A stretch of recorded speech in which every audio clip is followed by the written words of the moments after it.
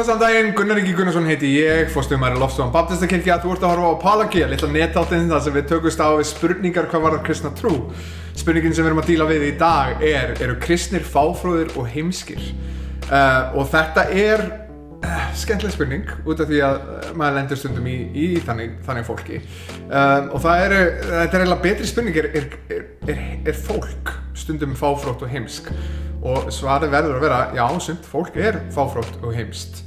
En þegar það kemur að kristnum og þegar það kemur að Biblíunni og hvernig hún skilgreinir visku, að þá sjáum við til dæmis í orðskjöfunum 1 í byrjunin á því versi að óttast drottinn upphaf þekkingar.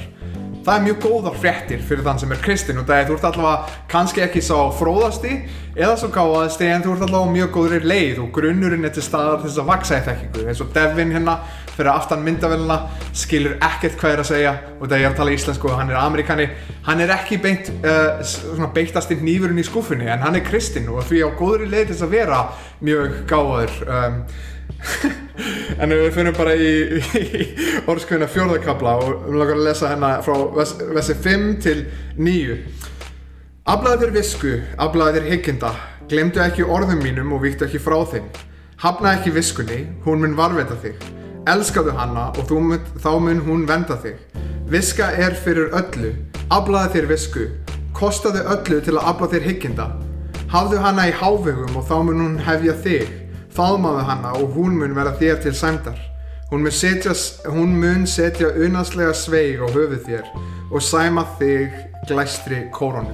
Þannig að það sem við sjáum í Biblíunni það að við eigum að sækjast eftir að hafa visku. Við eigum að sækjast eftir því að vera ekki fáfróð eða heimsk. Við eigum að sækjast eftir því að hafa visku.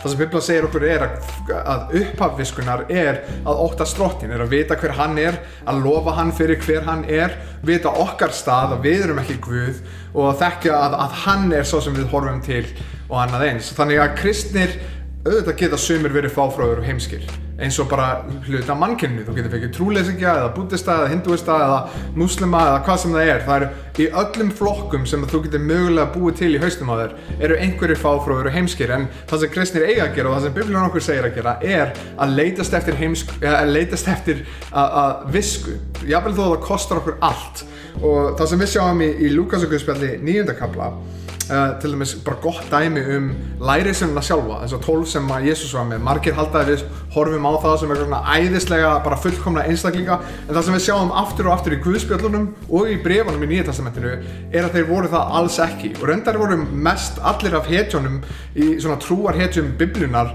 voru mjög skemmdir einstaklingar og Guð var dýrlegur því að hann notaði mjög fáfróða og heimska og mjög skemmda einstaklinga sér til dýrðar sem uxu svo í þekkingu og visku. En við sjáum hérna til dæmis í Lúkasarguðspjalli 9. kafla til dæmis hérna hvar byrjum við bara í versi 44. Hér segir Jesús: festið þessi orð í huga, mannssonurinn verður framseldur í mannanna hendur. Og það sem þeir sjá þannig Jesús að segja basically að fólk að fara að drepa mig, að ég verði drepinn eftir nokkra daga. Og það sem við sjáum í næsta versi, 45, en þeir skildu ekki hvað hann átti við, það var þeim hulið til þess að þeir gæti ekki skilið það og þeir þorðu ekki að spyrja Jesús þetta. Þannig að þeir ákveðu bara að spyrja hann ekkert þetta þátt fyrir að þeir skildu ekki hvað hann var að segja.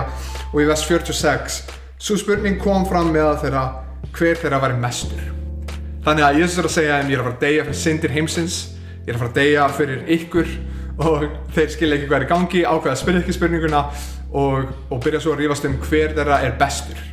Og það sem við sjáum aftur og við getum fengið mjög mikla þægindi við þetta og huggað okkur við þetta að þetta voru ekki fullkomnir einstaklingar. Og við kristnir erum ekki fullkomnir einstaklingar. Það ekki allir gáðir og sérstaklega þegar Páll talar við erum ekki allir gáðir af mannahugsunum hvaða gáðir en að þekka drottinn upphaf viskunnar. Og ef þú ert með þann grundvöll þá ert þú á góðri leið til þess að öðlast mjög mikið af visku. Já, góðan daginn, þakka þér fyrir að horfa á annan þátt á Apologia. Það sem ég langar að segja þér að ef þið langar að vita meira okkur sem kirkju þá getur þú fara á lofstofan.is eða Facebook síðan okkar, facebook.com/lofstofan. Ef þú vilt fylgjast meira með þeim myndböndum sem kirkjan lætur upp á YouTube þá getur þú ítt á subscribe hér að neðan og ef þér langar að horfa á fleiri myndbönd þá getur þú ítt á annarkur kassan hér til hliðar.